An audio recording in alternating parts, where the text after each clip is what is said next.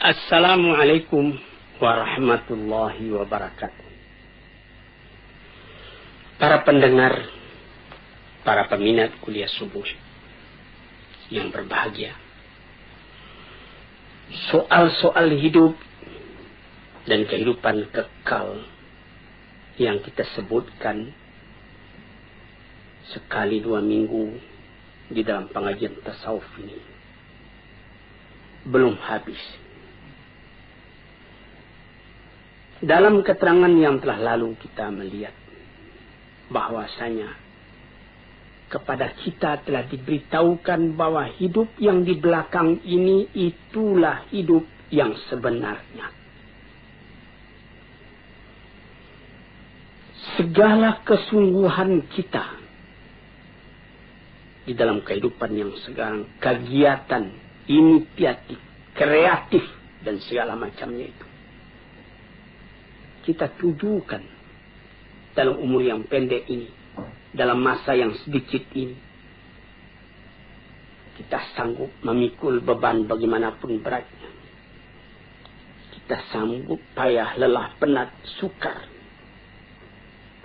Karena ada yang kita harapkan, yaitu kehidupan yang sejati tadi. Ilmu dan amalan, usaha dan kerja hanya alat untuk mencapai kebahagiaan hidup yang akan datang itu. Hidup dimulai apabila nafas sudah berhenti. Alangkah ganjilnya perkataan itu. Hidup dimulai apabila nafas sudah berhenti. Yang sebelum itu apa? Hidup itu hanya khayal.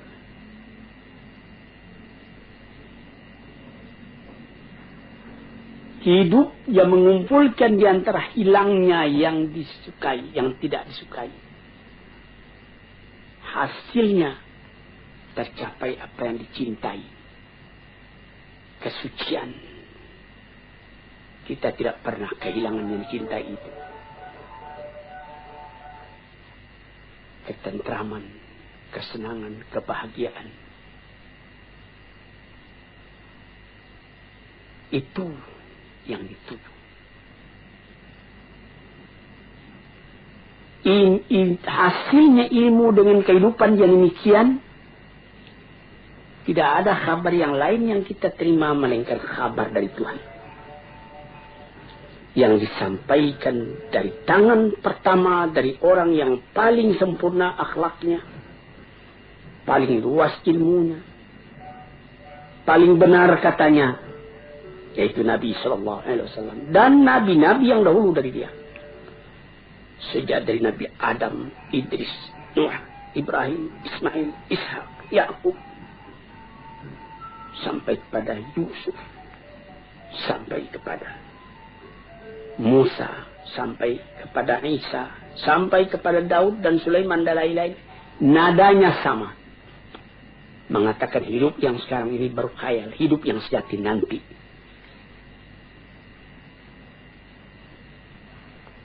Terbukti hal itu dalam hati orang yang beriman. Sehingga boleh dikatakan dari iman tadi jadi menjadi keyakinan. Sehingga jiwa tadi lama-lama pindah daripada bayangan kepada kenyataan, daripada khayal kepada yang akan hilang, daripada hidup yang fana. Karena inginnya kepada kehidupan yang sejati itu, karena rindunya kepada kekuasaan yang mutlak itu.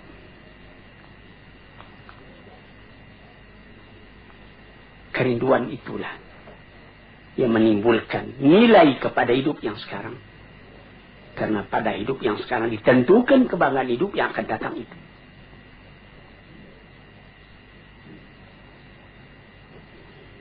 Oleh sebab itu, maka barang siapa yang musafir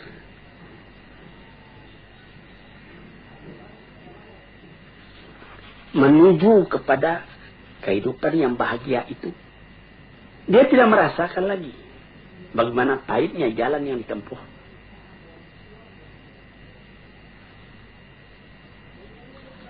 Dia mengorbankan segala tenaganya, memandang ringan segala yang berat, dengan cinta, dengan rida, dengan hati lapang, terus berjalan. Ya kadang-kadang karena capek berhenti, tapi dia tahu perjalanan ini belum selesai.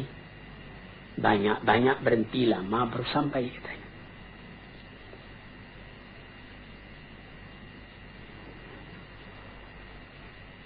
Tuan-tuannya yang terhormat. Orang yang tidak melihat ini, tidak sampai kepercayaannya kepada ini, adalah orang yang tidak mempunyai ketenangan di dalam kehidupan. Dia lekas putus asa. Ada orang-orang filosof, filsafat yang mengatakan, hidup ini katanya ialah meminta kepuasan. Ini ada yang disebutkan di dalam falsafah modern, eksistensialisme. Mengakui adanya wujud. Sesudah wujud, tidak ada lagi. Itu kesempatan ketika wujud, ketika ada itu lepaskan.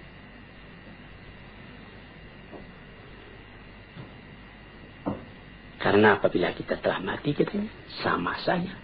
Seorang filosof yang tinggi, seorang ulama yang besar, seorang perampok, seorang pergayul, seorang yang tidak apa-apa, apabila telah kembali ke tanah, jadi tanah. Dimakan ulat. Dia ambil alasan ketika Iskandar Makedoni berjalan-jalan ke satu kuburan. Di sana bertemu dia dengan filosof Diogenes. Lalu dia menanyakan, di situ ada kuburan. Raja Iskandar Makedoni menanyakan, Tuan, mengapa Tuan di sini? Dia bilang, saya sedang menggali-gali kubur. Saya hendak melihat adakah perbedaan di antara tulang ayah Tuan dengan tulang orang-orang lain yang berkubur di sini. Rupanya tidak ada perbedaan. Karena katanya kata filsafat, orang enak membaca. Jadi orang-orang filosof yang begitu, dia percaya kalau sesudah mati tidak ada perbedaan lagi. Tulang sama-sama putih, tanah sama-sama hancur, sama-sama dimakan ulat, habis perkara. Sampai disyairkan oleh ahli-ahli syair. Innamal aisyu fi bahimiyatil ladzah wa ma yaqulul falsafi. Hidup itu ialah menurutkan kepuasan ladzah, kepuasan. Segala yang ada ini katanya, yang penting puas. Puas makan, puas minum, puas bersama dan lain-lain sebagainya. Piala dari kematian menyamakan antara orang pandai dengan orang bodoh. Orang-orang yang bodoh itu di bawah bumi sama kedudukan dengan orang filosof.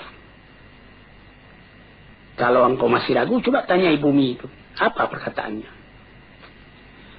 Perkataan begini adalah timbul dari orang yang mu'anid, yang menentang agama, menentang akal. Perasaan yang seperti ini dari akal juga, tapi akal yang dipenuhi oleh nafsu, bukan akal yang kembali kepada kemurniannya, kepada fitrahnya. Akal yang jauh daripada iman dan hikmah. Cobalah, hai Malang, apakah oleh karena maut itu menyamakan yang salih dengan yang talih, yang alim dengan yang jahil? Oleh karena itu, maka dikatakan bahwa kita sama sekali. Orang di dalam perjalanan sampai ke tempat perantauan yang terakhir. Di mana kesenangan orang itu? Apakah duduk di atas singgasana mahligai dengan keistirahatan, atau duduk dalam kecelakaan, kesengsaraan. Apakah memang berhenti saja segala sesuatu apabila maut telah datang?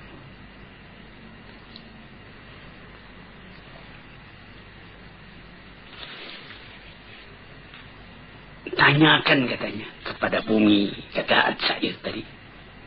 Kita sudah tanyakan kepada bumi dengan renungan dan menungan. Memang di dalam bumi berkumpul segala tubuh, segala badan, tulang-tulang. Kafir dengan iman berkumpul, nasab keturunan berkumpul. Tetapi kalau sekiranya mati hingga itu saja, guna apa agama ini semua? Apa kita semua akan memutuskan saja, habiskan segala agama? Orang mengatakan habiskan segala agama. Kemudian dia membuat agama sendiri. Seumpama ketika terjadi serangan besar-besaran dari Hitler menuju Rusia, nyaris saja Rusia kalah waktu Stalin masih hidup. Apa yang dikerjakan lebih dulu oleh orang-orang pengikut Stalin, oleh orang komunis ketika itu? Mempersiapkan kuburan Lenin. Karena di situ diletakkan di dalam keranda kaca tubuh Lenin itu. Kemana mau simpan ini? Kalau betul orang itu konsekuen dengan pendiriannya, apa guna itu disimpan? Yang pikiran itu kan bukan pada tubuh itu. Ini kita melihat bagaimana bahwa manusia itu bagaimanapun radikal, ateis dan segala macamnya rasional. Tapi ada masanya rasionalnya itu berhenti. Ada masanya perasaan mendorong kepada segala hal. Sehingga disimpanlah mayat Lenin itu, dipelihara baik-baik. Sesudah aman baru dikembalikan ke tempatnya yang asli. Datang orang berziarah bersama-sama kepadanya. Padahal kalau ditanya kepada mereka, mereka akan mengatakan sesudah mati itu sudah sama saja antara Lenin dengan pergajul, dengan perampok, dengan lain-lain sebagainya.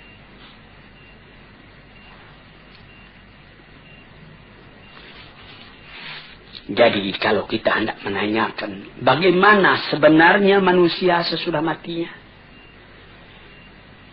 kita kemana bertanya? Orang yang beragama sudah jelas menjawab kepada Tuhan, kepada Rasul-Rasul, kepada Musa, kepada Isa, kepada Yusuf, kepada Daud, kepada Sulaiman, kepada Muhammad, kepada Nuh, kepada Ibrahim. Akan sepakatkah semuanya itu nabi-nabi itu menegakkan bohong dalam alam ini? Kita tanyakan juga kepada orang-orang yang mengalami rasa kejiwaan yang mendalam, menjadi khalifatullah di muka bumi. Dan tanyakan juga kepada Quran.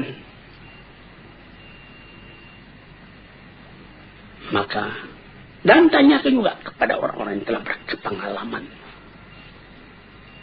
Tanyai ilmu, tanyai iman. Sama sekali itu adalah saksi yang dapat diterima.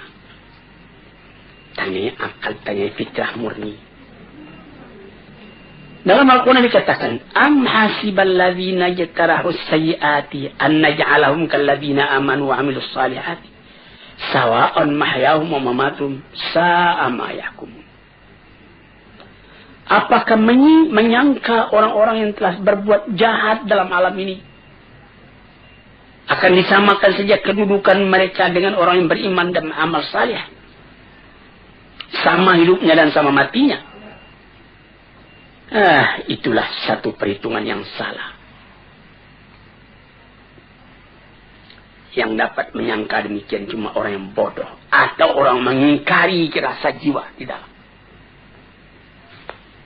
Sebab itu, maka seorang ahli fikir Eropa, Oswald Spengler, mengatakan orang yang bersorak, mengatakan dia tidak percaya akan adanya hari kemudian itu, bersorak karena dia melawan kepada rasa dari hatinya sendiri. Maka memandang kepada soal itu terbagi dua. Ada orang yang memandang kepada ilal asya, kepada sesuatu. Dan ada orang yang memandang pada sesuatu, antara kepada dengan pada lain. Ada orang yang memandang kepada sesuatu, ada orang yang memandang pada sesuatu.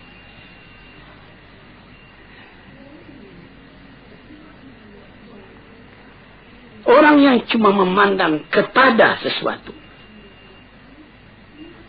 menjadikan sesuatu semata-mata objek, maka pikirannya dan hatinya lama-lama pecah belah. Dia tidak dapat mengambil kesimpulan. Pandangannya cuma dengan panca indera, tidak akan memberikan faidah kepadanya.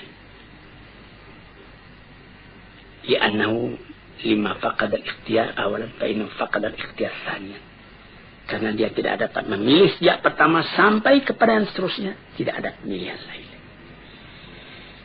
Tetapi orang yang memandang pada sesuatu, bukan kepada sesuatu. Pandangan yang tadi membawanya menyeberang kepada rupanya dan hakikatnya dan maksudnya. Ini apa? Dari mana ke mana? Kalau dia memandang sesuatu di hadapannya itu, menjalar pikirannya tadi kepada yang lain, sebab dan akibat yang timbul dari itu. Sampai dia mengaji juga, apa arti wujud dari ini, apa hikmatnya, dan apa ilmu yang sempurna dalam ini. Tambah lama derajat pandangannya pada sesuatu itu, dapat membawanya membedakan mana yang sahih, mana yang benar, mana yang salah, mana yang kekal, mana yang fana. Dia memandang kepada kulitnya dan intinya. Misalnya, kita ambil permisalan orang yang memandang kepada sesuatu dengan pada sesuatu. Kalau dia memandang kepada sesuatu, terbujur mayat di hadapan matanya. Dia lihat ini tubuh akan dimasukkan ke dalam kubur. Sesudah dalam kubur dia akan cair, tidak ada apa-apa lagi. Filosof masuk ke dalam cair, hancur jadi tanah. Psikolog masuk ke dalam kubur, hancur jadi tanah. Dia memandang itu, tidak ada artinya. Tapi kalau dia pandang kepada sesuatu, ditukar dengan pada sesuatu, dia lihat, dia bawa kepada dirinya sendiri. Bercerai nyawa dengan badan. Apakah arti perpisahan itu? Apakah ini dikatakan oleh Suhrawardi, filosof dan ahli tasawuf yang besar? Dia mengatakan, badanku ini mengurung keadaan hakikatku yang sebenarnya. Aku terikat dalamnya. Tapi apabila aku mati, artinya perceraian antara hakikatku yang hidup dengan badanku yang akan jadi tanah. Aku tidak mengenal mati. Aku melihat lagi kehidupan yang terus, yang disebutkan oleh Jalaluddin Rumi di dalam pengajian tasawufnya, sampai mencapai tingkat yang paling tinggi. Dan kemudian diluaskan lagi oleh Iqbal, bahwa apabila beliau manusia itu mati, dia akan mencapai tingkat kesempurnaan yang paling tinggi. Sebagai penghambat keraguan kita, kebenaran hal itu, kita mesti berani mengatakan Muhammad, na'udzubillah, Muhammad bohong, Ibrahim bohong, Ishak bohong, Ismail bohong, Isa bohong, semua nabi-nabi yang mengatakan hal itu kita bohongkan. Na'udzubillah. Disinilah saudara-saudara yang terhormat, pentingnya pengajian. Kalau kita telah tahu bahwa dunia ini adalah jalan, jembatan untuk menuju penyeberangan yang luas, yang kekal, tentu kita akan menyediakan bakalan untuk itu. dia tidak akan kekal di sini. Dia akan meneruskan perjalanan kepada tempat yang lain, tempat yang kekal, tempat tinggal. Manusia dipanggil ke sana, dan mesti sampai ke sana dengan persiapan hidup yang sekarang ini, mengerjakan yang dimerintahkan Allah, menghentikan apa yang dilarang, yang disampaikan oleh nabi-nabi dengan isyarat, dengan bukti.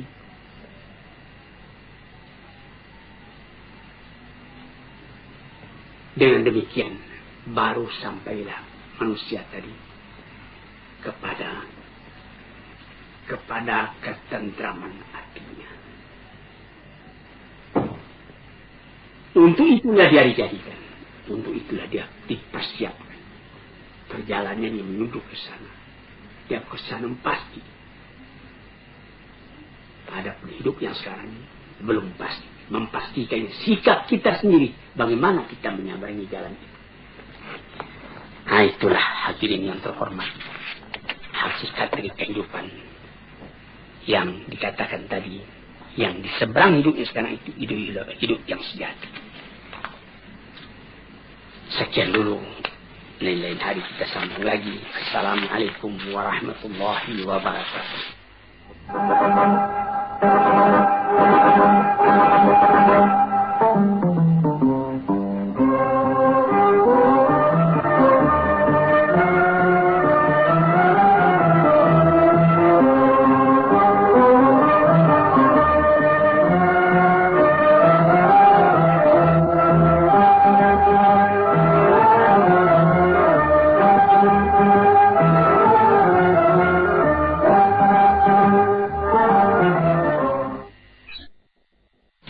Assalamualaikum warahmatullahi wabarakatuh. Hadirin, selamat mendengarkan radio kita ini. Sekarang kita akan masuk membicarakan lagi tentang martabat kehidupan, bagian yang akhir daripada keterangan tentang hidup itu. Hidup yang kekal, yang menjadi tujuan dari segala kita yang hidup ini. Hidup yang dikejar oleh tiap-tiap orang yang sadar akan arti hidup sendiri. Itu orang berlomba menempuhnya. Itu ialah hidup sesudah mati.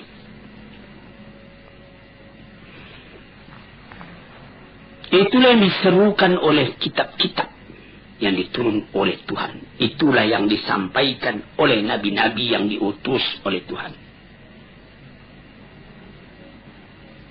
Wa ma hadhil hayatud dunya illa lahu wa la'ib. Kehidupan di dunia ini lain tidak cuma main-main, cuma sanda gurau.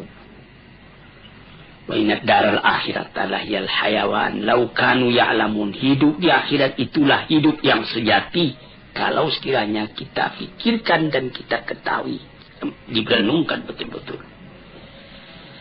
Hidup yang sekarang ini dibandingkan dengan kehidupan yang kemudian itu adalah seperti hidup sekarang ini seperti tidur saja.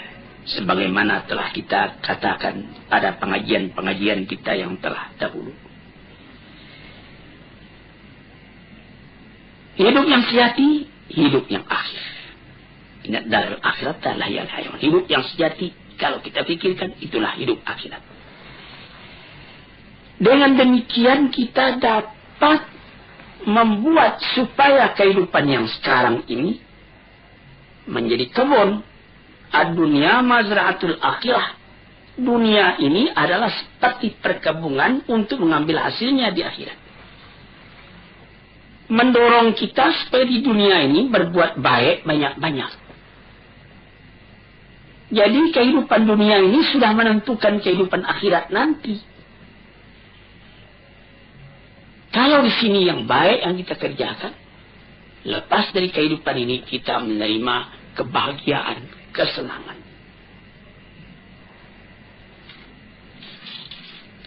Nabi Muhammad sallallahu alaihi wasallam pernah memisalkan. Apa kata beliau? Mat dunya fil akhirati illa kama yudkhilu ahadakum isbi'ahu fil yami. Falyanzur bima tarja.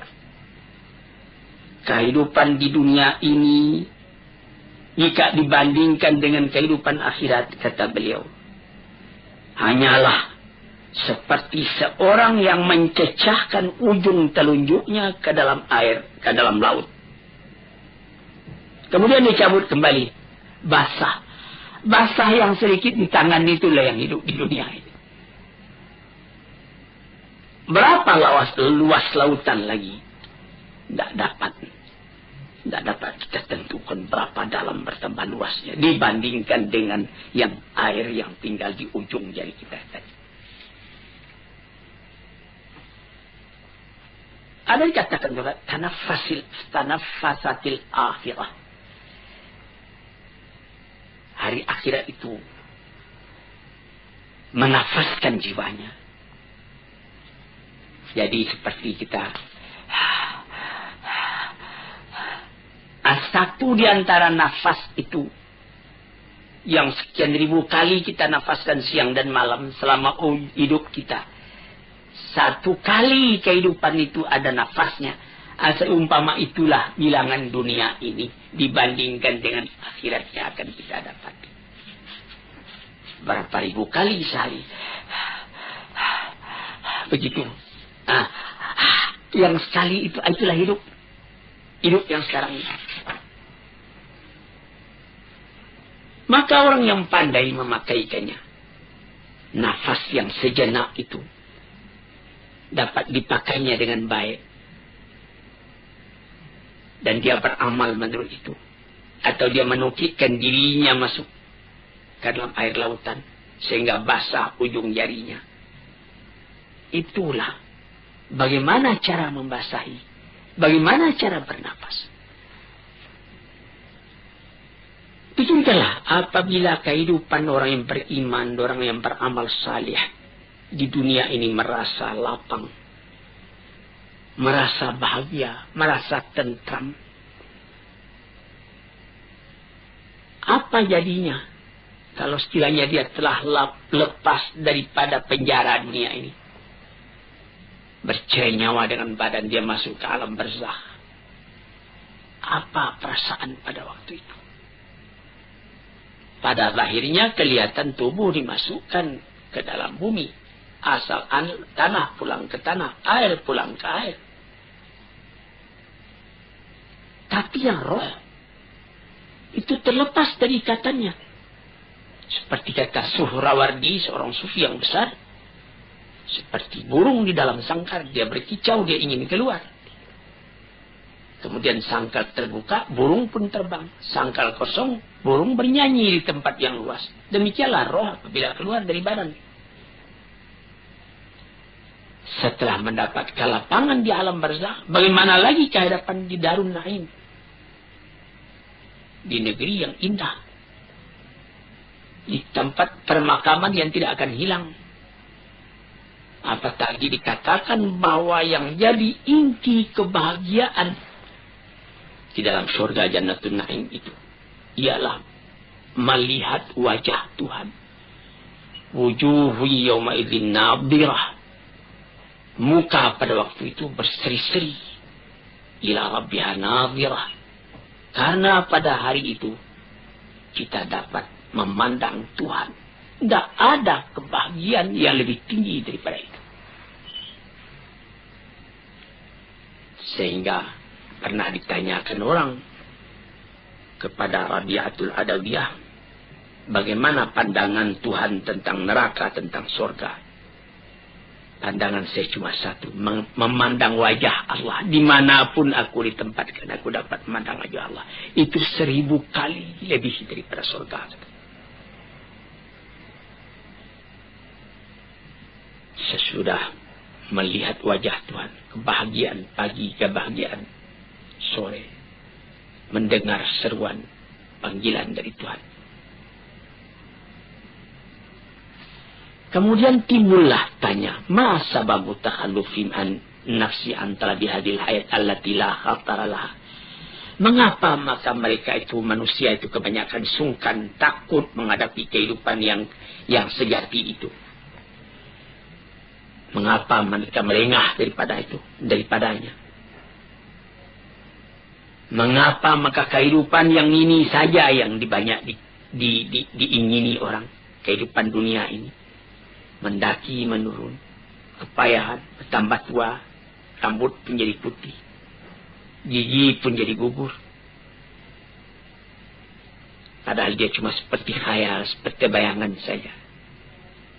Apakah karena salah menggambarkannya di dalam hati, atau karena perasaan sendiri telah tumpul, atau karena tidak percaya kepada kehidupan itu, atau karena akal kita sendiri tidak beres, atau karena tertarik dengan barang yang ada di dunia ini yang mesti lepas dari kita, atau kita yang meninggalkan dia mati lebih dulu, atau dia yang meninggalkan kita. Ibarat berniaga, tidak saja beruntung, rugi pun ada. Ini jawab. Apa jawabnya? Ya, sama sekali itu sebabnya. Pertama, karena salah menggambarkan. Yang kedua, karena tidak mau percaya. Yang ketiga, akal sendiri tidak murni. Yang keempat, kita terpengaruh oleh barang yang dilihat. Tidak tahu bahwa penggantinya lebih baik dari ini.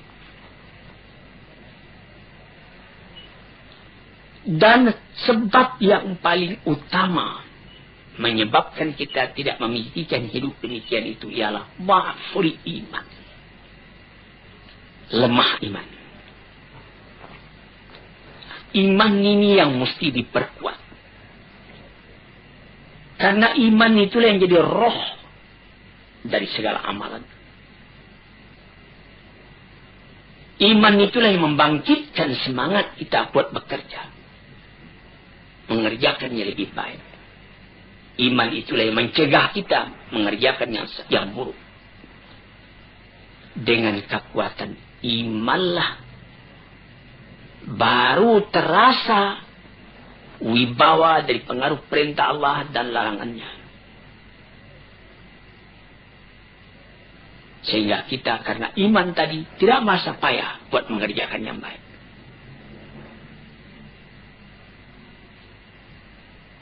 Itu. Maka apabila kuat iman, kuatlah kerinduan kepada hidup yang demikian itu. Dan sangatlah hati kita rasa didorong oleh iman. Buat beramal karena ingat akan hari itu. Hadirin para pendengar yang terhormat. Iman kepada kehidupan yang akhir itu bukan artinya kita menolak hidup. Bukan menyuruh kita cuma sembahyang saja dari pagi sampai sore, sampai petang, sampai malam, sehingga tidak tidur lagi. Bukan. Apabila kita bekerja, misalnya bekerja di kantor, bekerja di ladang, bekerja berniaga, pasangkala itu dengan iman, itu nanti menjadi amal juga buat persediaan kita menghadapi akhirat esok. Misalnya, orang menjadi pegawai negeri. Dipasangnya diat dari hati. Saya menjadi pegawai ini supaya saya dapat menservis pada masyarakat dengan baik. Mencari harta yang halal. Untuk pembelanja rumah tangga saya. Untuk menyekolahkan anak saya. Biar sedikit, asal amal saya itu amal yang saleh. Jadi bekerja di kantor itu pun menjadi amal yang saleh. Menjadi pangkal kebahagiaan pada hidup yang kekal nanti itu. Hidup yang sejati itu. Kita mencari makan, berniaga di kota, di pasar. Itu pekerjaan duniawi, tapi pasanglah niat. Mengapa engkau mencari makan? Karena ada perintah Tuhan di dalam Al-Quran. Kulu min tayyibati ma razaqnakum, makanlah oleh kamu segala yang baik rezeki yang kami berikan kepada kamu. Dengan kata kulu, Ada perintah, makanlah. Maka segala usaha mencari makan tadi, karena berdasar kepada ayat itu, kita pun berusaha mencari makan. Dengan niat yang begitu. Sehingga dia menjadi amal kita yang kekal buat akhirat. Atau seperti menjadi saudagar. Apa kata Nabi? At-tajirus saduqu fi zumrati syuhada'i yaumal qiyamah. Orang saudagar yang jujur, tempatnya sama dengan tempat orang yang mati syahid di hari kiamat. Jujur. Ucapannya mudah betul. Tetapi dalam prakteknya, menegakkan kejujuran itu juga satu pengorbanan. Tetapi itu suatu alat untuk membahagiakan kita pada hari akhirat tadi. Atau yang lain-lain. Di dalam Al-Quran banyak perintah. Kulu min samarihi, makanlah buah-buahan itu. Jadi kita disuruh bertanam supaya dapat melaksanakan itu. Famshu fi manakibiha wa kulu min rizqih. Berjalanlah di atas dataran bumi, injak bahu bumi itu, makanlah rezeki yang tetapi dari bumi. Jadi segala amalan kita bukanlah artinya, saya tidak mau lagi mencari makan, saya mau salih saja. Tidak salih namanya itu.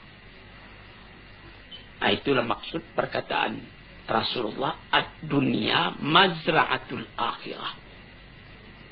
Dunia itu adalah satu mazra'ah, satu kebun yang akan kita ambil hasilnya nanti di akhirat. Sebab yang kedua menjadikan kita lengah, tidak ingat itu, kita pandang hidup itu cuma yang sekarang ini juga. Karena kelalaian sudah masuk ke hati kita. Lalai itu sama dengan tidur. Lalai, rafalah hati kita, itu tidur hati. Sebab itu banyak kita lihat orang yang matanya nyalang, tapi hatinya tidur. Lain dengan Nabi. Matanya tidur, tapi hatinya nyalang. Yanamu ainuhu wala tanamu qalbuhu. Matanya tertidur, tapi hatinya tidak. Terbalik dengan kita.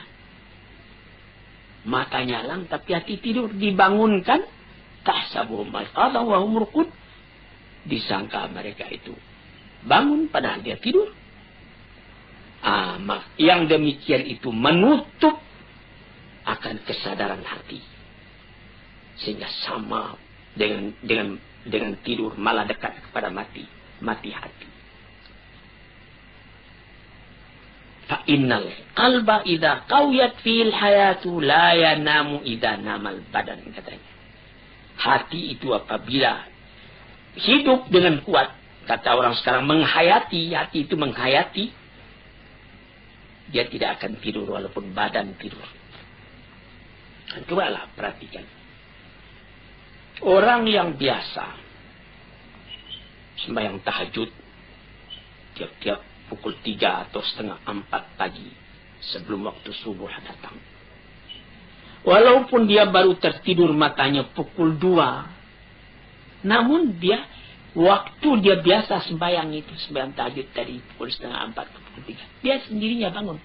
Walaupun dia sebentar cuma tidur. Karena sudah didesak oleh satu kesadaran batin. Sehingga lebih dulu bangun hatinya daripada matanya. Itu dapat kita perhatikan. Tapi kalau orang yang memang hati itu yang tidur, sampai kepada mata juga tidur. Kadang-kadang berlarut-larut saja, maghrib tidak, isya tidak. Sampai jangankan tahajud, sedangkan yang wajib pun lalai dia mengerjakan. Karena dia tidak ingat kehidupan yang sejati bukan di sini.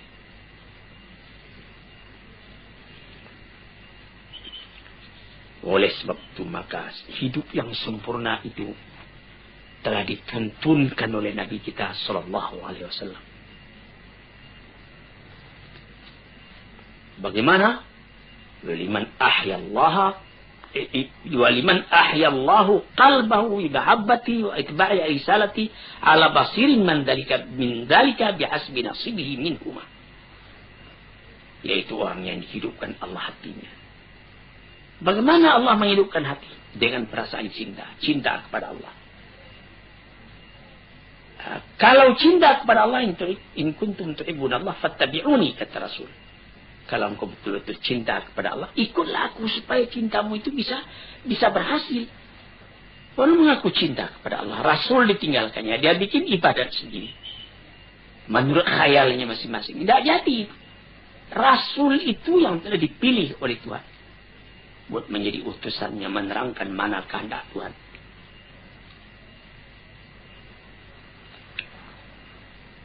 Maka kelalaian atau kesadaran, keduanya itu ada dalam panca indera kita, ada dalam akal dan hati kita. Kesadaran hati atau kelalaian hati sama juga dengan kesadaran badan atau kelalaian badan.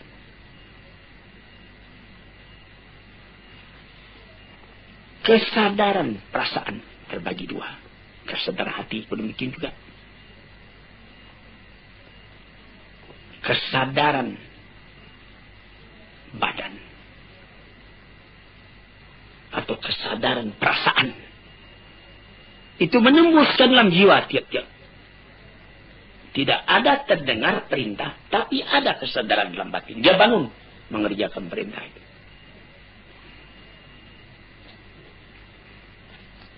Sebab itu maka apa saja pekerjaan yang kita kerjakan, haruslah ada kesadaran.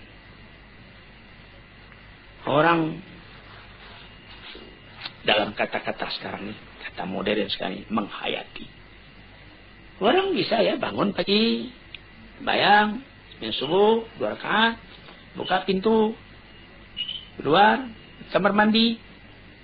Maka kamar mandi, buka pintu, sembahyang itu sudah rutin saja, tidak ada hayatannya lagi. Sehingga ada orang yang lupa, apakah saya sudah buka pintu tadi? Atau dia kunci pintu? Tadinya dia sudah kunci karena sudah biasa begitu saja. Lalu dia nanti setelah masuk ke tempat tidur, dia pula, saya sudah kunci pintu tadi. Padahal tadi sudah. Mengapa maka sekarang diulangnya lagi, tidak pergi mengunci? Karena dari tadi itu dia tidak sadar bahwa dia telah mengunci. Cuma kebiasaan badannya saja. Nah, celaka kalau beribadat juga seperti itu. Sampai orang lupa, saya sudah sembahyang tadi.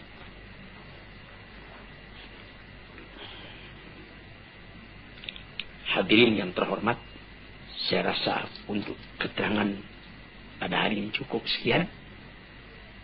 Moga-moga Allah memberikan ketenangan dalam pikiran kita, sehingga kita simpulkan kehidupan yang sejati itu. Itulah yang tujuan daripada perjalanan kita di dunia ini. Assalamualaikum warahmatullahi wabarakatuh.